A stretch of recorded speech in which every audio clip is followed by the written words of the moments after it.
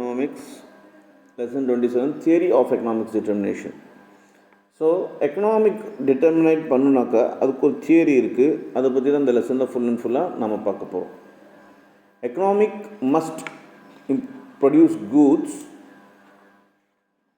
And services and generate income from its citizens. For this, it must provide employment opportunities. In this context, it is important to ask a question: how much output should be produced in the economy? What should be the level of income and employment? John Maynard Keynes, a famous economist who pioneered the study of macroeconomics in 1930s, has propounded a simple theory of income and employment to answer these questions. சரி, ஒரு நாட்டில் வந்து economy develop ஆகணுனாக்கா அந்த நாட்டு முதல்ல என்ன பண்ணுனாக்கா சிட்டிசன்கிட்ட முதல்ல ஒரு கூட்ஸை இல்லாட்டி சர்வீஸை சேல்ஸ் பண்ணணும். அதை வந்து சிட்டிசன்ஸ் கன்சியூம் பண்ணணும். அது மூலமாக அந்த நாட்டுக்கு எக்கனாமிக் இன்கம் வரும். அது மூலமாக எக்கனாமிக் க்ரோத் ஆகும். சரி, அதுக்கு என்ன பண்ணணுன்னாக்கா அந்த விஷயம் பண்ணணுன்னாக்கா அவங்க வந்து முதல்ல எம்ப்ளாய்மெண்ட் ஆப்பர்ச்சுனிட்டிஸ் க்ரியேட் பண்ணணும். அதாவது வேலை வாய்ப்பை க்ரியேட் பண்ணணும் நாட்டில். அதுக்கு நிறைய இண்டஸ்ட்ரீஸ், ஃபேக்ட்ரிஸ் இந்த மாதிரி எல்லாம் ஓப்பன் பண்ணணும். ஸோ இந்த எக்கனாமியை வந்து அதோட அவுட்புட்டை ப்ரொடியூஸ் பண்ணுறத ஒருத்தர் வந்து இது பண்ணியிருக்காரு, டிஃபைன் பண்ணியிருக்காரு. அதாவது ஜான் மேனார்ட் கெய்ன்ஸ். இவர் வந்து ஒரு ஃபேமஸ் எக்கனாமிஸ்ட். அவர் என்ன சொல்லியிருக்காருனாக்கா, இவர் மேக்ரோ எக்கனாமிக்ஸில் வந்து 1930s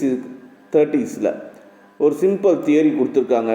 இன்கமும் எம்ப்ளாய்மெண்ட்டும் எப்படி ஒரு லெவலில் மீட் ஆகுது அப்படின்ட்டு அதுக்கு உண்டான அந்த கேள்விக்கு உண்டான கொஸ்டின்ஸ் எல்லாமே இப்போ நம்ம இந்த லெசனில் பார்க்க போகிறோம். 27.1 model of a simple economy. So ஒரு சிம்பிள் எக்கனாமியோட மாடல். When we talk about the determination of income and employment in an economy, the first step is to define the aggregate demand functions of economy. Here we assume that the economy is operating in a short run. So இப்போ நம்ம economic பற்றி பேசும்போது இந்த income and employment இது economic ரொம்ப முக்கியம் அப்படின்னு சொல்லும்போது அதில் ஃபஸ்ட்டு ஸ்டெப் என்ன டிஃபைன் பண்ணுறாங்கனாக்கா, முதல்ல அந்த எக்கனாமியில் என்ன டிமாண்ட் இருக்குது, எந்த விஷயத்துக்கு டிமாண்ட் இருக்குது, அதை வச்சு பார்த்திங்கனாக்கா ஷார்ட் ரனில் அதை ஆப்ரேட் பண்ணுவாங்க. 27.1.1 The concept of aggregate demand. அது என்ன aggregate demand, அதுக்கு என்ன கான்செப்ட் இருக்குன்னு பார்ப்போம். Aggregate demand of an economy is defined as the total demand of goods and services at a given price level. So டோட்டலான ஒரு கூட்ஸும் சர்வீசஸும் வந்து ஒரு குறிப்பிட்ட லெவல் அமௌண்ட்டுக்கு இல்லாட்டி ப்ரைஸுக்கு அது வந்து டிஃபைன் பண்ணுறது தான் அக்ரிகேட் டிமாண்ட் அப்படின்னு சொல்கிறாங்க. Price are given or fixed because in a short run period price of goods and services do not change. இந்த ப்ரைஸும் இந்த டிமாண்டும் பார்த்திங்கனாக்கா ஃபிக்ஸ் பண்ணியிருக்கோம். ஏன்னா ஒரு சில காலகட்டத்துக்கு அந்த ப்ரைஸு இல்லை டிமாண்டும் சேஞ்ச் ஆகாது. A measure of aggregate demand is the aggregate expenditure incurred by the different consuming sectors of economic on consumption of goods and services at the prevailing price level. Now the question arises. So in the goods and சர்வீஸோட demand அதிகமாக இருந்தனால, consume அதிகமாக இருந்தனால இந்த price level வந்து ஒரு கொஞ்ச நாளைக்கு ஒரே மாதிரி இருக்கும். இப்போ இன்னொரு கொஸ்டின் நமக்கு மனசில் வரும், என்னென்னா who are the consuming sectors in economy? It must be noted that the economics total products is used for the final consumption as well as for further production. Accordingly, we can identify the following consuming sectors. So இந்த கேள்விக்கு என்ன பதில்னாக்கா, யார் இந்த எக்கனாமியில் யார் வந்து consume பண்ணுறாங்க, எந்த sector consume பண்ணுறாங்க அப்படின்னா அந்த கேள்விக்கு ஆன்சர் என்னென்னா, இந்த எக்கனாமி நம்மளோட எக்கனாமியில் அதிகமாக கன்சியூம் பண்ணுறதே ஃபைனல் ப்ராடக்ட்ஸ் தான். ஃபைனல் ப்ராடக்ட்ஸ் தான் நாம் யூஸ் பண்ணுற எல்லா ப்ராடக்ட்ஸும் ஃபைனல் ப்ராடக்ட்ஸ் தான். இதுதான் அதிகமாக கன்சியூம் பண்ணப்படுது. ஸோ இதுதான் அதிகமாக மேனுஃபேக்சர் பண்ணப்படுது. அது என்ன செக்டார்ஸ்னாக்கா ஹவுஸ் ஹோல்டு, நம்ம ஹவுஸ் ஹோல்டும்பாங்க, வீட்டுக்கு தேவையான எல்லா பொருட்களும் ஃபைனல் ப்ராடக்ட்ஸு, ஃபேம் கம்பெனிக்கு தேவையான ப்ராடக்ட்ஸும், கவர்மெண்ட்டுக்கு தேவையான ப்ராடக்ட்ஸும், அப்புறம் இந்த உலகத்துக்கு தேவையான ப்ராடக்ட்ஸும் பார்த்திங்கனாக்கா இதுதான் எக்கனாமிக், இதுதான் ஃபைனல் ப்ராடக்ட்ஸ் கன்செப்ஷனில் வருது அப்படின்னு சொல்கிறாங்க. Aggregate demand consist of the demand of goods and services by these sectors taken together. So இதில் இந்த செக்டார்ஸில் எல்லாமே டிமாண்ட் இருக்க கூட்ஸும் சர்வீசஸ் தான் அக்ரிகேட் டிமாண்டாக ஒரு கணக்கு வைக்கிறாங்க. Let us discuss these components of aggregate demand separately. இப்போ இந்த அக்ரிகேட் டிமாண்ட் வந்து மேலே இருக்கிற 4 பாயிண்ட்டு செப்பரேட்டாக இப்போ நம்ம டிஸ்கஸ் பண்ண போகிறோம். First, household consumption demand. The household sector of the economy consists of individuals and families and non-profit organizations who serves the household. These entities consume final goods and services for satisfaction of wants. Individual and families demand both durable and non-durable goods. Example of durable goods are TV, refrigeration, washing machine, car, scooter, motorbike, furniture, etc. Non-durable goods includes food and non-food items. Cereal, pulses, vegetables, fruits, etc. are food items where clothes, shoes, cosmetics, fuels, etc. are a part of non-food items. All these goods are demanded by the household. இப்போ பார்த்தீங்கன்னா மேஜராகவே நம்ம household conception தான் அதிகமாக பண்ணிருக்கோம் final products. இப்போ இந்த profit organisations எல்லாம் பார்த்தீங்கன்னாக்கா இந்த எக்கனாமிக்கில் இண்டிவிஜுவல்ஸ், ஒரு தனிப்பட்ட நபராகட்டும், ஒரு குடும்பமாகட்டும், இல்லாட்டி நான் ப்ராஃபிட் ஆர்கனைசேஷன், அதாவது ப்ராஃபிட்காக நடத்தப்படாத ஆர்கனைசேஷன் ஆகட்டும், இவங்க எல்லாமே இந்த ஹவுஸ் ஹோல்டு இதை நிறைய கன்சியூம் பண்ணுறாங்க. இந்த ஃபைனல் குட்ஸ் அண்ட் சர்வீசஸை வந்து கன்சியூம் பண்ணுறாங்க ஒன்று. இன்னொன்று, இந்த ஃபேமிலிக்கு எல்லாமே பார்த்திங்கனாக்கா 2 வகையான கூட்ஸ் வந்து டிமாண்டில் இருக்குது. ஒன்று டியூரபிள் கூட்ஸும் தேவைப்படுது, நான் டியூரபிள் கூட்ஸும் தேவைப்படுது. டியூரபிள் கூட்ஸ்னால் என்னென்னாக்கா TV, fridge, then washing machine, car, scooter, motor bike, furnitures, இது எல்லாமே டியூரபிள் கூட்ஸ். இதே நான் டியூரபிள் கூட்ஸ்னாக்கா இது வந்து ஃபுட்டும் சேர்த்து வரும், நான் ஃபுட் ஐட்டம்ஸும் சேர்த்து வரும். இதுதான் நான் டியூரபிள்.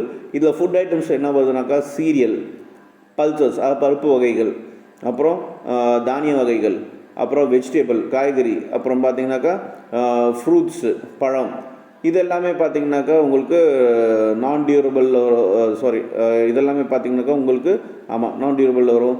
அதே பார்த்திங்கன்னா க்ளோத்ஸு, ஷூஸ், காஸ்மெட்டிக், ஃபியூல், அதாவது துணி, ஷூவு, மேக்கப் ஐட்டம்ஸு, காஸ்மெட்டிக்ஸு, அப்புறம் ஃபியூல், பெட்ரோலு, இதெல்லாம் பார்த்திங்கனாக்கா நான் ஃபுட் ஐட்டம்ஸில் வரும். All these goods are demanded by household. இந்த எல்லா கூட்ஸும் பார்த்திங்கனாக்கா வீட்டில் இருக்கவங்க தான் அதிகமாக யூஸ் பண்ணுறாங்க, வீட்டுக்காக தான் யூஸ் பண்ணுறாங்க. The non-profit organizations serving the household sectors include the charitable trust, religious foundation, etc., who demand goods and services to serve the household sector. They do not do business to earn profit. For example, a trust to serve the different able people demand various goods such as office stationeries, furniture, vehicle, etc. Such consumption is a part of the household consumption demand. For example சில ட்ரஸ்டெல்லாம் இருக்குது, அவங்க வந்து தேவையானவங்களுக்கு அதாவது வசதி இல்லாதவங்களுக்கு, டிசேபிளுக்கு, இவங்க எல்லாத்துக்கும் பார்த்திங்கனாக்கா சர்வீஸ் மோட்டிவில் பண்ணுறாங்க. அவங்கள தான் நான் ப்ராஃபிட் ஆர்கனைசேஷன் சொல்லுவாங்க. அவங்களும் இந்த ஹவுஸ் ஹோல்டு அவங்களுக்கு ரொம்ப தேவைப்படுது. ஏன்னா அவங்க என்னென்ன வாங்குவாங்கனாக்கா வேரியஸ் கூட்ஸ், ஸ்டேஷ்னரிஸ் ஆகட்டும், இல்லை ஃபர்னிச்சர் ஆகட்டும், இல்லை அதர் வெஹிக்கிள்ஸ், இந்த மாதிரி விஷயங்கள் எல்லாமே அவங்க வாங்குறதுனால இந்த ஹவுஸ் ஹோல்ட் கன்சப்ஷன் வந்து நம்ம நாட்டில் இல்லை உலக லெவலில் டிமாண்டாக இருக்குது. Next, producers of firms investment demand. The firms and or the producers demand goods and services for further production. The demand for goods by the firm to produce a product is known as investment. The firms demand capital goods such as machinery and equipment. They also demand intermediate goods for further production. Purchase of the wheat flour to produce bread by the bakery units is an example for intermediate goods or secondary inputs. Water, electricity, raw materials, etc. used for the products in one example of intermediate consumption. சரி, ஒரு form வந்து ஒரு விஷயம், ஒரு company வந்து ஒரு ப்ராடக்டை வந்து தயாரிக்கணுனாக்கா அவங்களுக்கு வந்து 2 வகையான இது தேவைப்படுது, கன்செப்ஷன் தேவைப்படுது. ஒன்று பார்த்தீங்கன்னாக்கா உங்களுக்கு இன்வெஸ்ட்மெண்ட், அந்த எந்த ப்ராடக்ட்டு டிமாண்ட் இருக்கோ அந்த ப்ராடக்ட் தகுந்த மாதிரி அவங்க மேனுஃபேக்சர் பண்ணுவாங்க. அந்த மேனுஃபேக்சர் பண்ணுறதுக்கு அவங்களுக்கு என்ன தேவைப்படுது, இன்வெஸ்ட்மெண்ட் தேவைப்படுது. இப்போ இந்த இன்வெஸ்ட்மெண்ட் பண்ணிட்டாங்க, அந்த ஒரு ப்ராடக்டை தயாரிக்கிறாங்கங்கிறவங்க மேனுஃபேக்சர் பண்ணும்போது என்ன ஆகுதுன்னா, ஃபார் எக்ஸாம்பிள் இப்போ ஃப்ளோர், இந்த இடத்துல ஸ்பெல்லிங் மிஸ்டேக் இருக்குது. இது வந்து வீட் ஃப்ளோர், FLOURனு வரணும், இவங்க FLOORனு ஸ்பெல்லிங் மிஸ்டேக் பண்ணியிருக்காங்க. ஸோ அதை பார்த்துக்கோங்க, திருத்திக்கோங்க.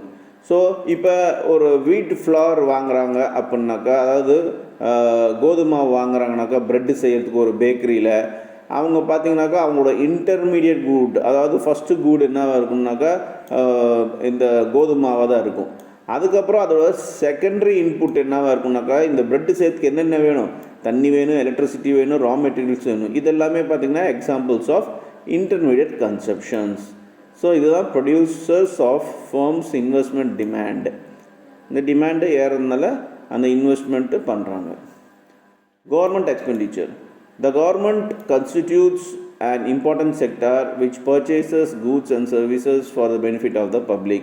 So all purchases made by the government are intermediate purchase. The government provides services such as law and order, defense, education and health, etc. To provide these services, the government functions through various ministries and departments. To maintain these offices, the government purchases uniform, vehicles, stationery, furniture, etc. It spends money on the payment of the salary to the employees. In this way, government expenditure constitutes of seizable part of aggregated demand. இப்போ government பார்த்திங்கனாக்கா நம்ம பப்ளிக்கு நிறைய சர்வீஸும் இது பண்ணுறதுனால கூட்ஸும் வந்து நம்ம பப்ளிக்கு சர்வ் பண்ணுறதுக்காக பர்ச்சேஸ் பண்ணுவாங்க.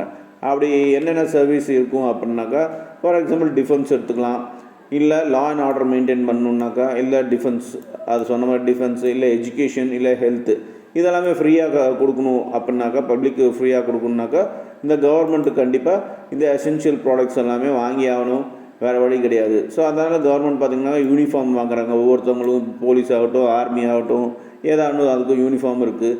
அப்புறம் வெஹிக்கிள்ஸ் வாங்கணும், ஸ்டேஷனரிஸ் வாங்கணும், ஃபர்னிச்சர்ஸ் வாங்கணும். ஸோ இது எல்லாமே பார்த்திங்கனாக்கா உங்களுக்கு அதெல்லாம் இது மட்டும் இல்லாமல் அந்த வேலை செய்கிற கவர்மெண்ட்டில் வேலை செய்கிற கவர்மெண்ட் எம்ப்ளாயீஸ்க்கு வந்து சேல்ரி பே பண்ணணும். இந்த எக்ஸ்பெண்டிச்சர்ஸ் எல்லாமே என்னென்னு சொல்கிறாங்கனாக்கா அக்ரிகேட்டட் டிமாண்டுன்னு சொல்கிறாங்க. Then fourth one, purchases by rest of the world.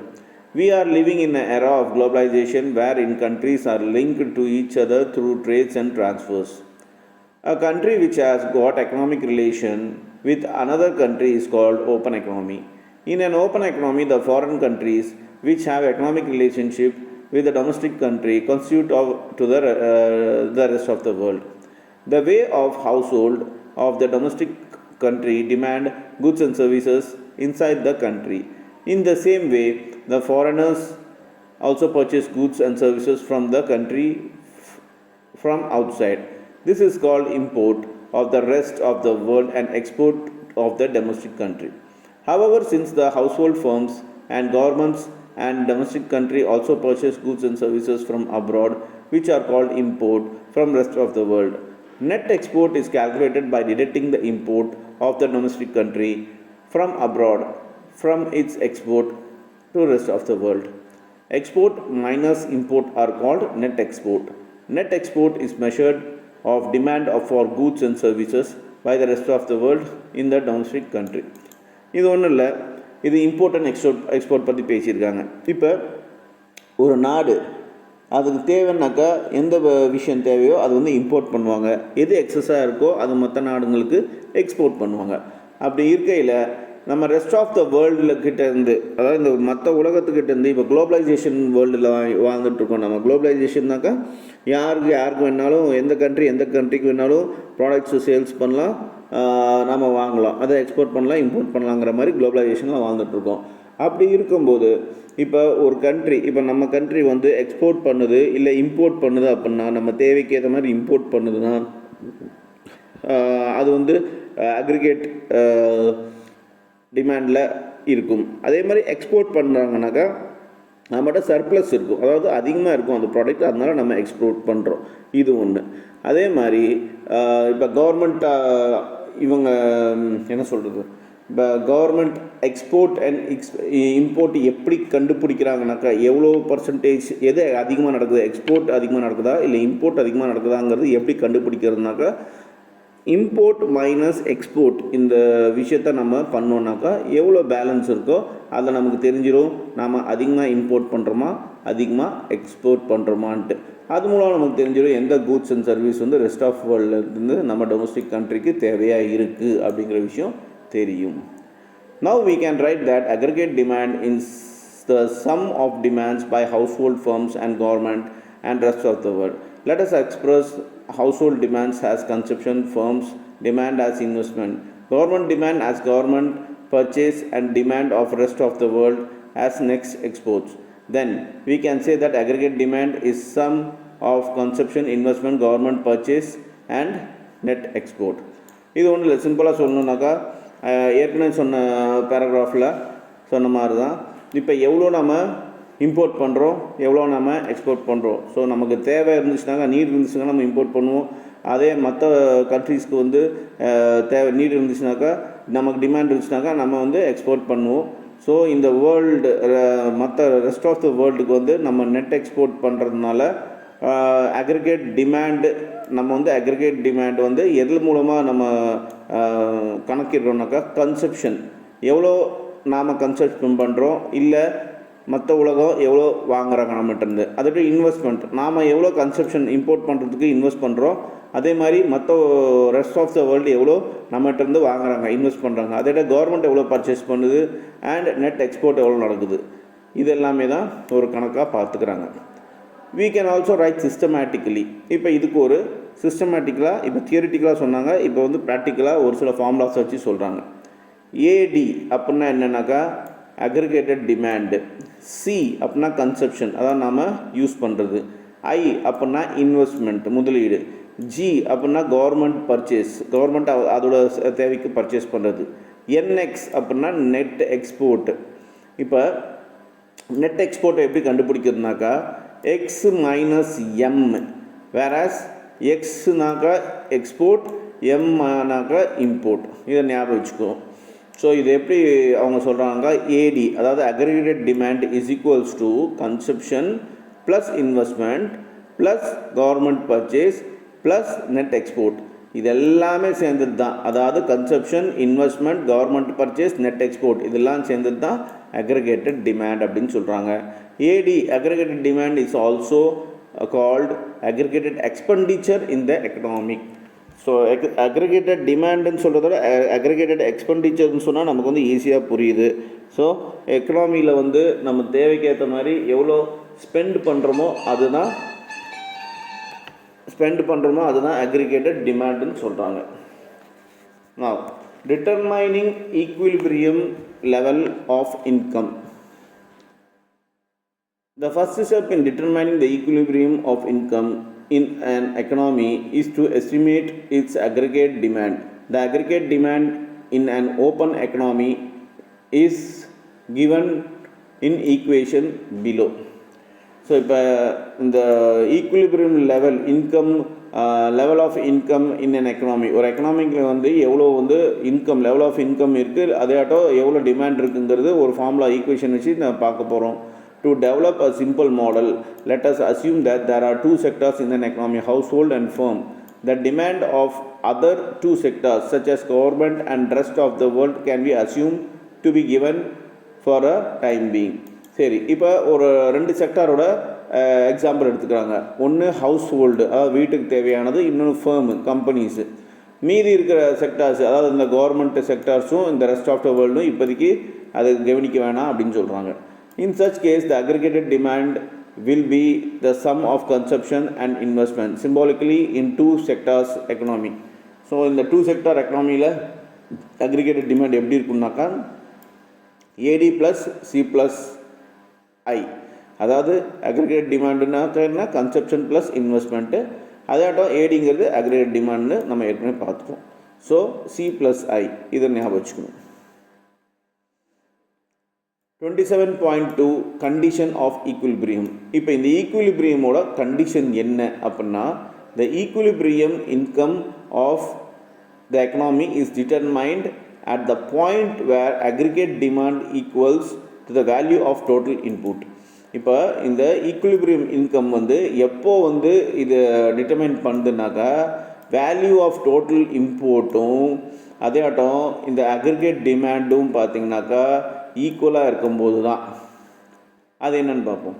It can be said that actual value of total output is same as economy's income.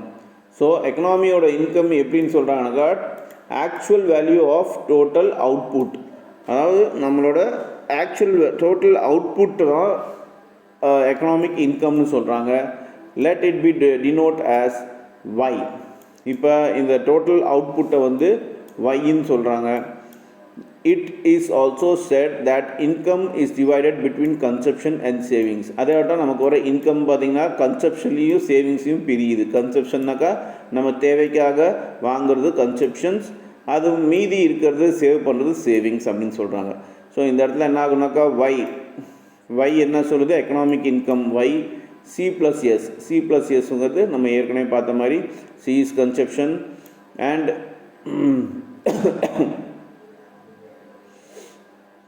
S is இங்கே கடைசியாக வருது saving. So whereas S is saving. So according to condition the equilibrium, it can be written that aggregated expenses இல்லை demand, aggregated expenses or demand is equals to Y, அதாவது economic income, or C plus I is equals to C plus S, அதாவது consumption plus investment is equals to consumption plus savings. இந்த மாதிரி கூட சொல்லலாம் அப்படிங்கிறாங்க. அப்படி இல்லைனாக்கா investment is equals to savings அப்படின்னு சொல்லலாம். ஸோ 4 வகையாக இந்த கண்டிஷன் ஆஃப் ஈக்குலிபிரியம் சொல்லலாம். ஸோ இந்த கண்டிஷன் ஆஃப் ஈக்குலிபிரியம் ஞாபகம் வச்சுக்கோங்க இந்த ஃபார்முலா. ஏன்னா இந்த மாதிரி சின்ன சின்ன கொஸ்டின்ஸாக கேட்பாங்க, இன்டெக்ஸ் கொஸ்டினில் கேட்ட மாதிரி. The condition of equilibrium income is given as அப்படிம்பாங்க. ஸோ அதுதான் நம்ம இங்கே இப்போ படித்தோம். Next 27.2.1 diagrammatic representation. The equilibrium level of income can be presented using diagram. First, we have to make the diagram of aggregated demand, which is the sum of consumption and investment in two-sector economy. You have already seen the diagram of consumption and investment function in previous lesson. We will use both these diagrams to construct the diagram of C+1 as given below. So இப்போ இந்த ஈக்குலிபிரியமை வந்து டயக்ராஃபிக் மெத்தடில் represented பண்ண போகிறாங்க. அது என்னன்னு நம்ம பார்ப்போம். ஸோ இங்கே இருக்கிற வெர்டிக்கலாக இருக்கிறது aggregated demand. In previous lesson we said that consumption function starts from the point on the vertical axis where O is the measure of fixed consumption. So இந்த ஓங்கிறது பார்த்திங்கனாக்கா எவ்வளோ கன்சியூம் பண்ணுறாங்களோ அதோட ஸ்டார்டிங் தான் O. Then from point A the consumption function slopes upward at the rate of MPC. It is also mentioned in the previous lesson that investment fixed or autonomous. Hence when we add investment with consumption function, then automatically fixed consumption and fixed investment will be, இங்கே B வரணும் ஹீன்னு போட்டிருக்காங்க, spelling mistake, will be added so that C plus I will start from point A plus I, where 0 to A plus 1 will be the measure of autonomous expenditure by both household and firms taken together. சரி, இப்போ என்ன சொல்கிறாங்கனாக்கா, இப்போ இந்த 0 இருக்குது, 0ன்னு சொல்லலாம் இல்லை ஓன்னு சொல்லலாம். இங்கேருந்து ஸ்ட்ரெயிட்டாக போகிறது அக்ரிகேட்டட் டிமாண்டு. அதே மாதிரி ஐங்கிறது இன்வெஸ்ட்மெண்ட்டு, ஏலேருந்து ஸ்லோப் மேலே சிக்கு போகுது, தட் இஸ் கன்செப்ஷனுக்கு போகுது. அண்ட் ஏ ப்ளஸ் ஐலேருந்து இன்வெஸ்ட்மெண்ட்லேருந்து இங்கே கன்செப்ஷன் ப்ளஸ் இன்வெஸ்ட்மெண்ட் ஏடி, அதாவது அக்ரிகேட் டிமாண்ட் நம்ம பார்த்தோம். இந்த மாதிரி வந்து ரைஸ் ஆகுதுன்னு சொல்கிறாங்க. ஸோ இந்த கன்செப்ஷன் ஃபங்க்ஷன் வந்து ஆட்டோமேட்டிக்லி வந்து fixed conception and fixed investment அப்படின்னு சொல்கிறாங்க. இது வந்து fixed conception and fixed income அப்படின்னு சொல்கிறாங்க. Fixed investment and fixed conception சொல்கிறாங்க. அப்புறம் இந்த சி ப்ளஸ் ஐ, அதாவது கன்செப்ஷன் ப்ளஸ் இன்வெஸ்ட்மெண்ட், இது இந்த பாயிண்ட் வந்து ஏ ப்ளஸ் ஐ, இந்த ஏ ப்ளஸ் ஐ, ஏ ப்ளஸ் ஐன்னு இங்கே இருக்குது.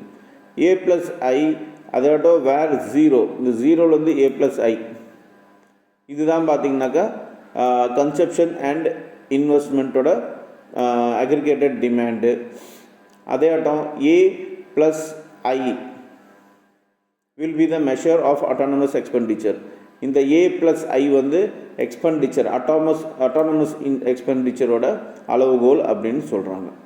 இப்போ ஈக்குவேஷன் கொடுத்துருக்காங்க. ஈக்குவேஷன் ஆஃப் C plus 1, இந்த C plus 1ங்கிற I, இந்த C plus ஐயோட ஈக்குவேஷன் என்னென்னா, note that as said earlier C is equals to A plus BY and I is a fixed amount.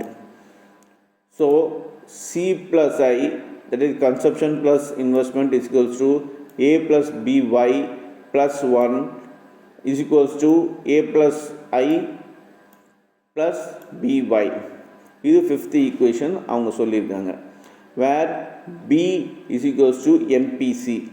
MPCனா என்னன்னாக்கா, அது இதுக்கு முன்னாடி இருந்த லெசனில் வந்து அவங்க சொல்லியிருக்காங்க. MPCங்கிறது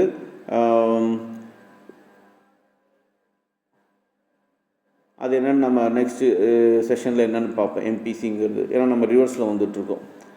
ஸோ இட்ஸ் ஆமாம், அது அப்போ பார்ப்போம் நாம்.